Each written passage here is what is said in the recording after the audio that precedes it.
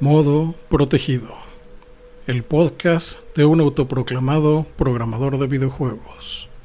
Comenzamos.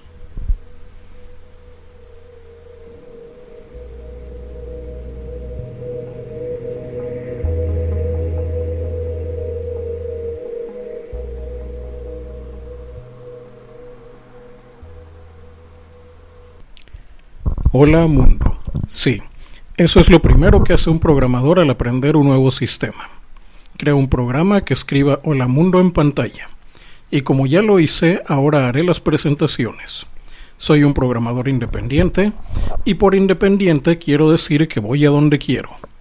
Y mi código es lo único que decide si sé programar o no. Si recuerdan esto, nos vamos a llevar muy bien. ¿Y por qué decidí ser programador? Por dos razones. La primera es porque programar es muy barato. Explicaré este punto en otro podcast. La segunda, y esta es bastante común, es porque hace ya décadas quise aprender a programar porque quería ser programador de videojuegos.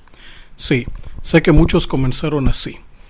Pero a diferencia del informático promedio sin carácter, que renunció a los videojuegos por comida, yo no me rendí y pagué las consecuencias. De ahí la intro sobre la distopía cyberpunk. Algunas de estas consecuencias aún hoy las estoy pagando, y otras el día de hoy son recuerdos de viejas y buenas aventuras, aunque en su tiempo no tuvieron nada de buenas. ¿Y por qué el podcast se llama Modo Protegido? ¿Qué significa? Esa es una historia de cuando empecé a programar en la lejana década de los 90 del siglo pasado. En ese tiempo ya existían computadoras de 32 bits, pero mucho software estaba programado para sistemas de 16. Esto significaba que no se aprovechaba todo el poder que el hardware era capaz de desplegar. Para tener acceso a esas capacidades había que hacer que la PC operara en modo protegido, y hacerlo no era nada fácil. Ni siquiera software profesional, hecho por empresas internacionales, accedía a él.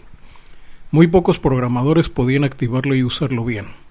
El resto tenían que conformarse con menos de 1 MB de RAM, monotarea y resoluciones no mayores a 640 x 480 de 16 colores. Y vencer esas limitaciones fue una de las razones por las que quise aprender a programar en ensamblador. ¿Y conseguí acceder al modo protegido? Sí que pude. Pero por desgracia para mí, cuando fui capaz de arrancar una PC y hacerla entrar en modo protegido con ASM, el Windows 95 ya se había popularizado. Y dicho sistema operativo operaba en modo protegido de 32 bits. ¿Y qué necesitaba un programador para hacer suyo el modo protegido? Simplemente instalarse un compilador compatible con Windows 95, tener junto a la PC la referencia de la biblioteca precompilada y darle al botón para compilar. Y listo, la multitarea, megas y megas de memoria virtual y toda clase de archivos multimedia estaban bajo el control del programador, con algo menos de 100 líneas de código por programa. En resumen, el modo protegido resume bien lo que quiero compartir en este podcast. Acceso a las capacidades máximas del sistema al entenderlo y dominarlo. Y eso me lleva a la tercera parte de la intro, el lenguaje máquina. Si tienen un mínimo de experiencia con la programación, saben que los programas se escriben en un lenguaje y luego un software toma ese código y construye con él un programa que la computadora puede correr. Hay muchos lenguajes diferentes, y cada uno tiene un uso. Pero al final la PC necesita que lo traduzcan esos lenguajes al único que es capaz de entender y ejecutar, el lenguaje máquina. Hablarle a la computadora en su propio idioma tiene muchas ventajas. Los programas son más rápidos y eficientes, y consumen menos recursos. También es posible tener acceso a funciones del hardware a las que los compiladores disponibles podrían no tener acceso. En 3 palabras: velocidad, control y libertad. Pero programar en lenguaje máquina tiene 2 desventajas. La primera es que como no cualquiera lo conoce, es muy difícil encontrar gente que lo use, y si se encuentran a uno, puede costarle muy caro contratarlo. Es mucho más barato construir sistemas en otros lenguajes, aunque el software final no sea tan eficiente. La otra desventaja es que si el hardware no es compatible con el software a nivel de bit, nuestros programas no van a funcionar. En esos casos, el software se interpreta en lugar de correr en el hardware. Hay sistemas capaces de compilar código interpretable para la máquina en la que corren, pero el resultado apenas es comparable al de un compilador promedio. No se compara con lo que un programador que conozca el lenguaje máquina puede lograr en términos de eficiencia. ¿Y cómo se programa el lenguaje máquina? Aunque técnicamente es posible escribir números en un archivo y que la computadora lo ejecute, esto es muy tardado y riesgoso. Hay otro mejor método de lograr el mismo resultado de una manera más rápida y segura, con un compilador de lenguaje máquina o programa ensamblador. Estos compiladores se llaman assemblers y compilan instrucciones de CPU directamente. Es decir, que una instrucción ensamblador se traduce en una instrucción de lenguaje máquina.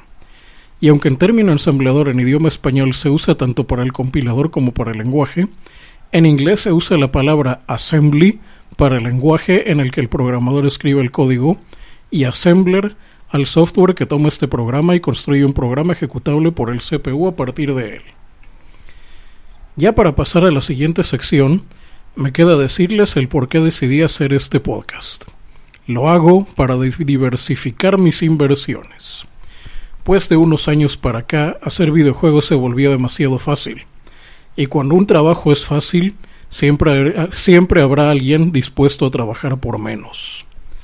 Hay demasiadas herramientas que cualquiera que tenga dinero puede pagar y encontrar sin problemas a gente que las use. Esto me ha afectado mucho. Pues aunque manejara esas herramientas, y no me sería difícil hacerlo, siempre va a haber alguien más que también las manejará y aceptará el peor de los tratos posibles con tal de que le den la chamba. A la vez, quien contrata, al ver que hay tantos candidatos, comenzará a inventarse requisitos absurdos para decidir a quién contratar. Y aunque quisiera hacer mis propios juegos con mi propio equipo de desarrolladores, tendría que competir con miles y miles de juegos indie basura, donde más que la calidad o la jugabilidad, cuenta más tener dinero, presentarse por años en un E3 sin sacar otra cosa más que videos, y que los personajes sean aptos para la reinfame regla 34. Así que por un tiempo no estará en capacidad de hacer algo que se distinga de entre la marea de indies. Pero si los indies pueden salir adelante sin programar, entonces yo también puedo hacerlo. Y puedo hacer otras cosas además de programar juegos. Una de esas cosas es mi vieja página sobre ensamblador. Sí, nunca compré el dominio. Ahí comencé a escribir sobre programación en el ya lejano 2008. Y este podcast está construido en torno a sus cientos de entradas, como verán en la sección siguiente, si la hay. Pero la diversificación no termina aquí. Con el tiempo, aparecerán otros productos complementarios a la página de ASMA y al podcast. Pero para eso tendré que programar herramientas nuevas. ¿O acaso me imaginan editando este podcast con software de edición multimedia profesional en una Mac? No, señores. Este podcast se produce en piloto automático.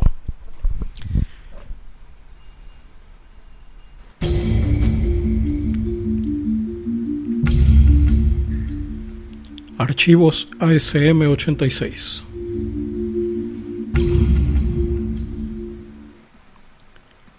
No puedes escapar de la programación. Cuando haces videojuegos, todo tiene que ver con programar. Como saben quienes han leído estos escritos desde hace tiempo, un tema del que escribo mucho es sobre programación de videojuegos. De hecho, me interesé en el ensamblador porque en aquellos años era el lenguaje en el que se programaban los mejores juegos. Esta forma de pensar me llevó un día a la idea de abrir otro blog relacionado con el tema que más se toca aquí, incluso más que el ensamblador, y me refiero al desarrollo de juegos. Pero cuando escribía las posibles entradas me di cuenta de una cosa, de que todo se relacionaba con la programación. Esta sentencia no es del todo mía. Es parte de una entrevista que escuché hace mucho por Radio Analógica. En un programa sobre computadoras entrevistaban a uno de los egresados de una de las en ese entonces muy contadas escuelas de videojuegos. Y el invitado dijo que no importaba qué área del desarrollo de videojuegos uno se dedicara, siempre se relacionaba con la programación de una forma u otra. Y esto lo confirmé cuando intentaba escribir una entrada de cómo se crean los sprites, y vi que la mayor parte del texto hablaba sobre estructuras de datos, alineación de memoria y transferencias eficientes de secuencias numéricas. Es decir, que nada que ver con lo que la gente que yo conozco que se dedica a dibujar para videojuegos hace. Ahora veamos las principales áreas del desarrollo de videojuegos, que aunque lo intenten no puedo huir de la programación. Los artistas gráficos no pueden escapar. Suponiendo que ustedes sean artistas gráficos porque en verdad les gusta dibujar, y no porque programar les daba miedo, de seguro tienen un estudio propio con una mesa de dibujo, lámpara flexible, una colección de tintas y lápices siempre disponible, y si tienen dinero puede que hasta una tableta gráfica. Las paredes de su lugar de trabajo sostienen aquellas obras que los hacen sentir orgullosos y que les levantan la autoestima cuando el último cliente al que le hicieron los dibujos de esa campaña publicitaria no les pagó lo que querían. En fin, el asunto es que cuando intentan meter su arte en un videojuego, este no se ve tan bien como lo hacían los dibujos de las paredes. Ni siquiera se ve tan bien como se veía en la pantalla de la computadora en la que diseñaron. En lugar de eso, los personajes parecen planos y sin detalle. No se aprecian los gestos faciales ni las expresiones en los juegos para móviles. Los trazos se ven toscos e irregulares y las fotos digitalizadas de los personajes parecen recortes de revista. El artista se siente mal, pero nada de esto sucede porque sea un mal dibujante, sino porque no sabe cómo funciona el sistema gráfico de una computadora. Algunos de estos errores comunes son, por ejemplo, no calcular bien la resolución en la que va a aparecer la imagen. Si tan solo dibujan en papel y usan un escáner a la hora de ajustar el tamaño, los detalles grandes se van a deformar y los pequeños van a perder por completo. También está el problema de la profundidad del color. Un escáner puede capturar hasta 48 bits de profundidad de color, pero las pantallas de muchos sistemas de videojuegos con dificultad alcanzan los 32 bits, y aunque los alcanzara, el ojo humano puede no percibir bien las tonalidades. Algunos intentan paliar este cambio retocando las imágenes digitalizadas antes de integrarlas al juego. Debo advertirles que esto nunca funciona. Si una imagen digitalizada y pegada directamente a un juego tiene el aspecto de un recorte de revista, una imagen digitalizada y retocada en un editor gráfico va a parecer un recorte de revista al que le dibujaron encima. Otro problema al convertir un dibujo a sprite sin saber programar es el de que queda delineado. Las figuras quedan con un contorno que hace que no se vean debidamente integradas con el resto de la escena. Esto es por no manejar la profundidad de color. De todos estos problemas se hablará en el futuro, porque necesitan una nota para ellos solos. Ahora veamos cómo los modeladores 3D, que no saben programar, se dan de narices al tratar de hacer modelos para videojuegos. Los modeladores 3D no pueden escapar. Esta historia la vi en persona. Cierto modelador 3D que se quejaba de que los modelos que hacía para videojuegos eran demasiado simples y angulosos, y que cuando hacía que se vieran bien, estos alentaban demasiado el juego e incluso no corrían. Esto sucede porque los primeros editores 3D para computadoras personales, como el 3D Studio, no hacían realmente modelos de objetos, sino de escenas completas, y a la hora de importar uno de estos archivos a un juego había demasiada información que en realidad no se usaba. Otro detalle que los modeladores 3D que nunca han hecho modelos para videojuegos es que los modelos se procesan en tiempo real. Hay reglas sobre cómo deben diseñarse estos objetos para que se vean bien en un videojuego de acción rápida y que no sobrecarguen las rutinas de rendering. Por ejemplo, muchos de estos se dibujan incompletos, de modo que al moverse rápido el cerebro humano los une. Si son observadores y tienen un PlayStation de primera generación que funcione, podrán ver cómo muchos personajes en realidad no tienen articulaciones sólidas. Otra manera de aligerar el rendering es usar las texturas de manera que parezca que el objeto tenga relieve irregular u obedezca a cambios de iluminación. El conocido como normal mapping es en realidad una optimización para simular superficies irregulares en un objeto formado por caras planas. Los modeladores 3D, cuyo trabajo no se relaciona con los videojuegos, no necesitan saber esto, porque rara vez les piden hacer modelos que van a ser presentados por un sistema de visualización en tiempo real, y más si es un sistema de visualización tan insuficiente como una consola de juegos. Casi siempre lo que les piden son animaciones e imágenes fijas, o en el caso de los que trabajan para cuestiones de ingeniería, modelos muy detallados que no necesariamente se ven realistas. Al hacer modelado para videojuegos no se debe de hacer tanto detalle porque hace el modelo demasiado difícil de procesar. Pero tampoco basta con disminuir la cantidad de polígonos para convertir un modelo detallado en uno que pueda incluirse en un videojuego. Esto da al modelo una apariencia falsa y plástica. El proceso para convertir un modelo detallado en uno apto para un sistema en tiempo real comienza desde antes de diseñar el modelo detallado y toma en cuenta detalles tan poco artísticos como la precisión numérica usada para representar los vértices, o que al multiplicar las dimensiones y profundidad de color de las texturas, el resultado sea una potencia de 2 alineable en memoria. En mi experiencia he visto gente que hace modelos de millones de caras con efectos de luz dificilísimos de procesar, cuando podrían obtener resultados más vistosos y eficientes con unos cuantos miles de caras, iluminación interpolada y unos cuantos juegos de texturas. Por cierto, en mucho tiempo de convivir con desarrolladores de videojuegos, tengo por lo menos 10 años en los que no he visto que abran un archivo de imagen, ni mucho menos uno de un modelo 3D a nivel binario. Casi siempre el sistema en el que están trabajando los carga de manera automática, o los más avanzados llaman a una función de una API, o a la clase de un paquete como dicen ahora, que lo carga en la memoria con tan solo pasarle el nombre del archivo. Les recomiendo que si quieren saber en lo que se están metiendo, intenten un día por lo menos abrir uno de estos archivos en modo de texto y desplegar los valores más importantes. Por abrir un archivo en modo de texto, aclaro, me refiero a imprimir el resultado en formato texto, no que lo abran en un editor de texto para que se vea la imagen. Fin de la aclaración. Sigamos. Conocer a nivel de bit los formatos gráficos del archivo no solo les ayudará a decidir cuál es el formato que más les conviene, sino que podrán optimizar mejor los recursos y hacer gráficos más rápidos, y de mejor calidad sin errores extraños, relacionados con fugas de memoria. Los game producers no pueden escapar. Esta última parte la pongo nada más para reírme, pues me resulta gracioso cómo los que menos parecen relacionarse con la programación en una empresa de videojuegos son los que más daño pueden causarle a la empresa por sus pobres conocimientos sobre programación. Veamos primero cómo los game producers, cómo son.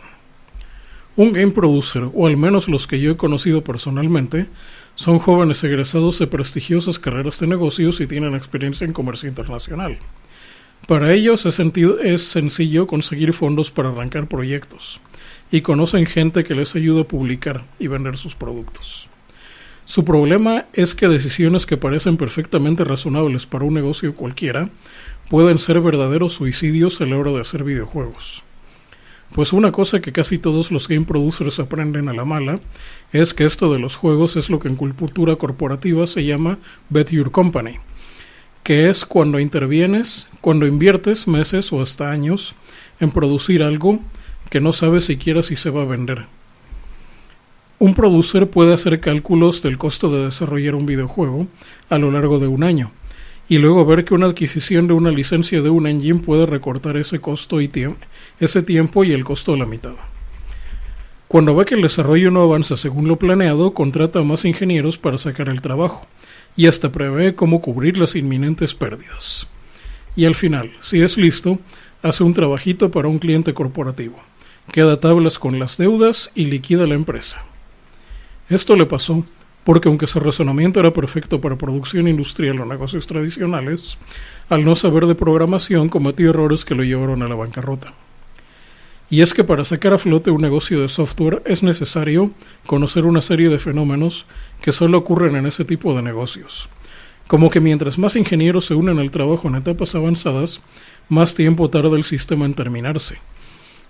O que lograr que un programador pueda modificar un código de otra persona cuesta más dinero y toma más tiempo que si él mismo lo hiciera desde cero.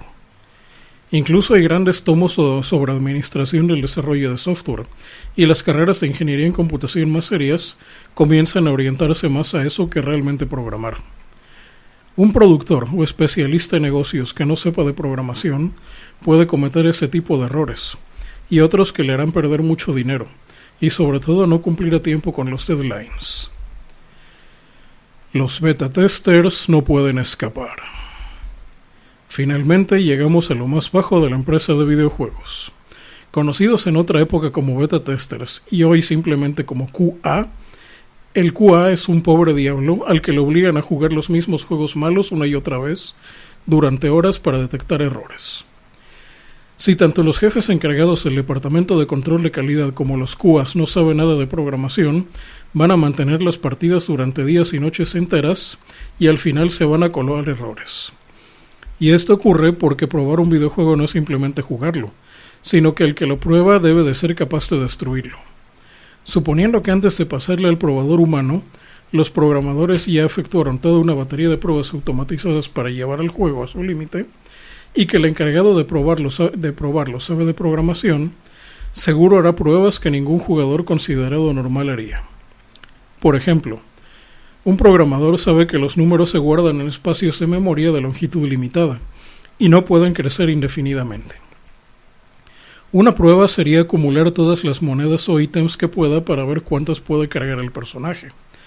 Llevar el contador de puntuación a su máximo a ver si se detiene o reinicia, o intentará atraer a la mayor cantidad de monstruos en una sola pantalla.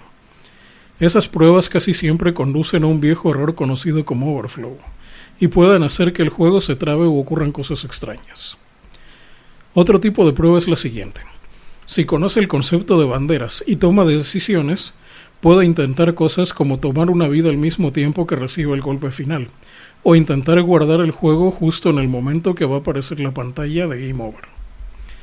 Incluso si conoce el concepto de máquina de estado finito y aceptores, puede deducir y probar combinaciones de acciones que potencialmente podrían llevar el juego a un fallo. En fin, un QA que sepa de programación puede descubrir errores que un jugador normal no podría localizar ni aunque jugara durante años. Ya para irme, les recuerdo que si se interesan por hacer videojuegos, no pueden escapar de la programación. No importa si son artistas, productores o simplemente control de calidad.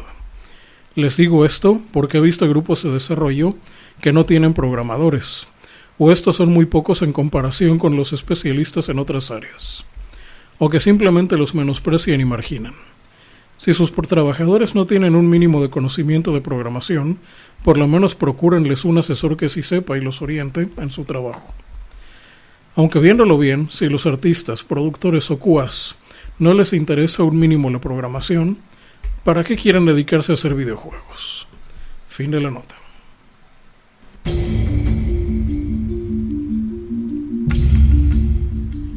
Pruebas destructivas.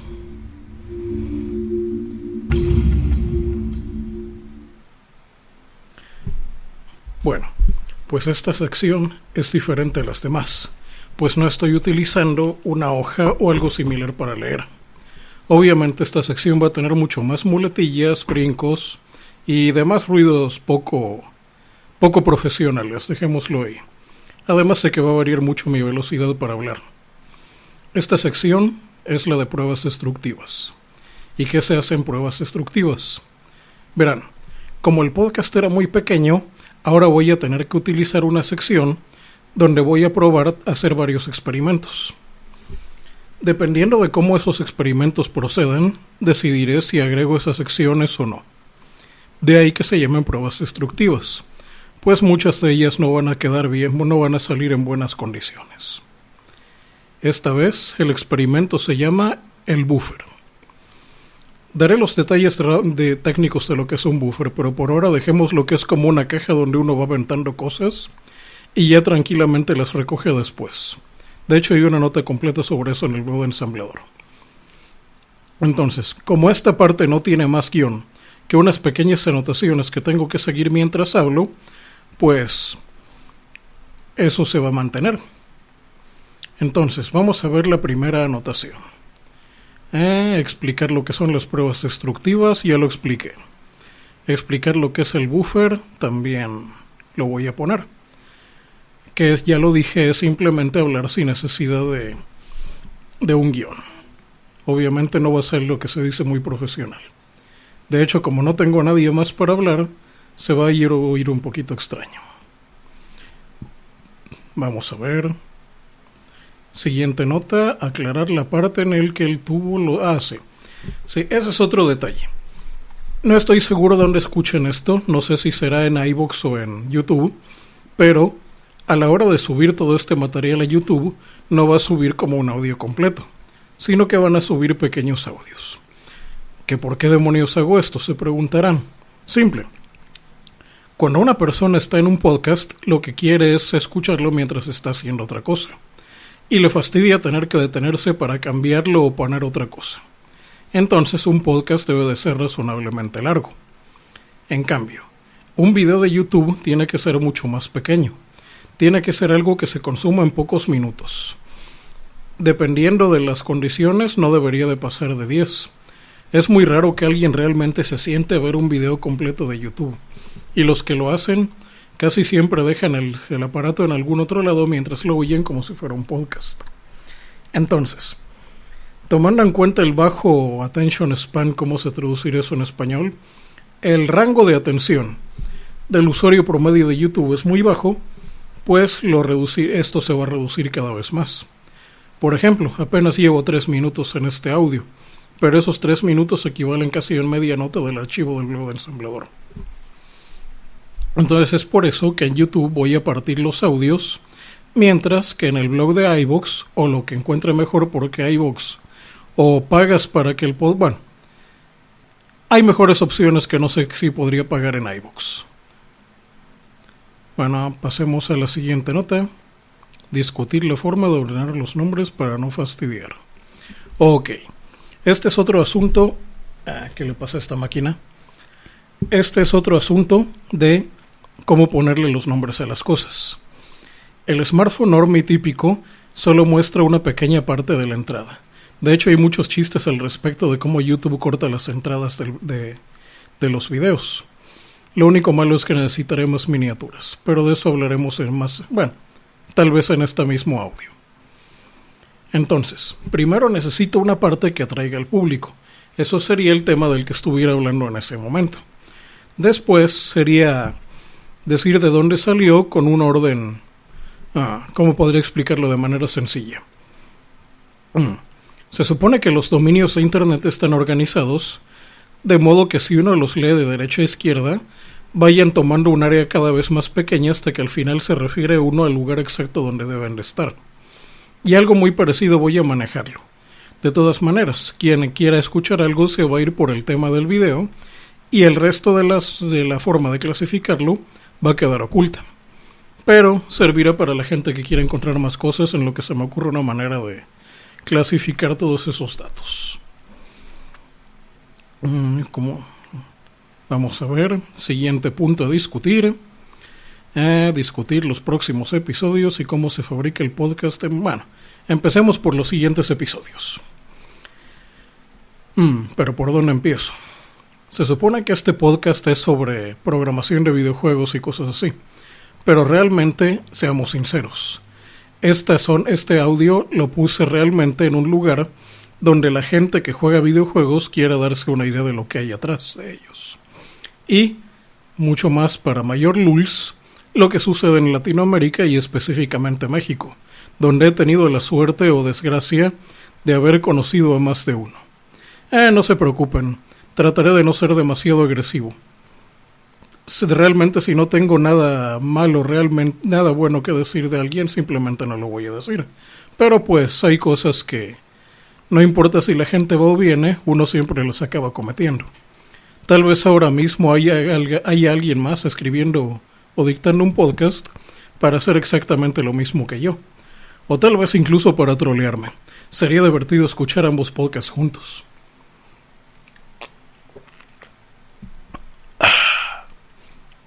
Además, no es lo único que va a manejar este podcast, no nada más programación. Si así fuera, lo hubiera puesto en la sección de tecnología para que todos los... me guardaré esa expresión para más adelante cuando ya me hayan tomado un poco más de confianza. Pero por eso lo tengo en la sección de juegos.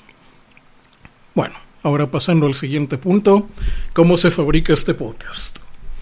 La analogía más rápida sería utilizar el término que se me acaba de ocurrir de el pozo podcastero. La idea es similar a un pozo petrolero.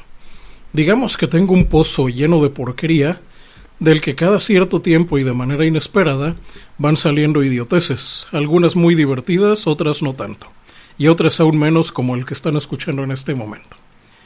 No importa el tipo de audio que salga, siempre lo guardo. Y ese audio después pasa a la refinería, se procesa para darle algo más relativamente audible, y ya cuando yo considero que algo es digno de compartir con el mundo, ya lo ensamblo ya sea en la parte que va a los videos cortos de YouTube, o al audio completo de iVoox o del sistema de podcast que tenga en ese entonces cuando lo escuchen. Pero de momento va a ser iVoox porque no se me ocurrió una mejor opción. Y decir que es lo mejor que encontré tal vez no sea lo más halagador para decir en este momento. Vamos a ver, siguiente punto. Sí. Linking. Otro detalle de la fabricación de este podcast es que se parece mucho a cómo en programación se utiliza el proceso de linkeado, linking o enlazamiento. En otro tiempo, y para la gente que no está acostumbrada a manejar otra cosa que no sea un IDE, los programas se construían por partes. Unas personas programaban una cosa, otros otra, y quedaba un archivo intermedio completamente inusable. Y el último paso para construir un sistema era simplemente pegar todos en un sistema de enlace, y al final teníamos algo realmente usable para que el sistema lo pudiera manejar. Y es exactamente el sistema que maneja esto. De ahí que en la sección main de este podcast se diga que se hace en piloto automático. ¿Qué podría agregar también? Un poco más de troleo. Verán, porque hasta ahora lo que he visto sobre los podcastings relativamente relacionados con este, y que seguramente más de uno me va a oír, y el me va a oír lo digo en varios sentidos, bueno, pues digamos que son bastante profesionales. Yo con trabajo conseguí un micrófono diferente a lo que uno puede encontrar en cualquier tienda de computación. Pero, como dicen en el Rival Turf en una de las escenas, somos los más malos de los buenos. Y realmente así es como consideraría mi equipo actual. Es bueno, pero digamos que fue lo mínimo para lo que me alcanzó. De hecho, espero poder recuperar por lo menos en un año, a más tardar en un año lo que me costó, suponiendo que el podcast pueda encontrar cómo monetizarlo. Pero claro, yo no tengo lo que se necesita, y hago air quotes, comillas en el aire, para que realmente triunfara en YouTube o en algún medio similar. Pero ya se me ocurrirá un modo para poder acercarme a la gente que quiera sentir que logra algo por el universo al ayudarme a mí. No me gusta el término ayuda, suena como si lo necesitara. Digamos, apoyar una causa que no sabías que había una causa que estaba de tu lado. Ese es el tipo de gente a la que quiero llegar. Porque pues a la demás voy a llegar, pero no le va a gustar lo que voy a decir. Pero, ¿qué más da? Dejemos esto porque pues ya llevo 10 minutos. La idea de la sección del buffer es precisamente hacer una especie de padding, que en términos de computación es rellenar un espacio para que las cosas queden alineadas y funcionen muy bien. De hecho, igual pude haberle puesto padding. Tal vez en otra versión se lo ponga. Vamos a ver cuál es la siguiente nota. Despedida. Bueno, pues esto, despedida, es un... qué demonios.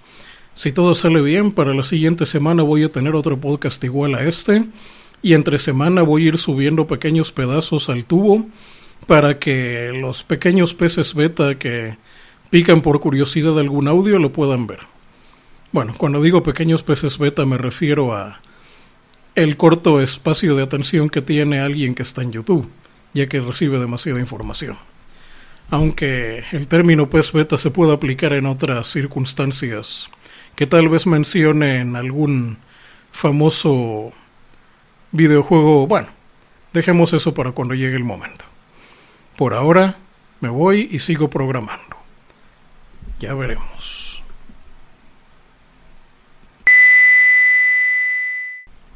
Fin de la transmisión.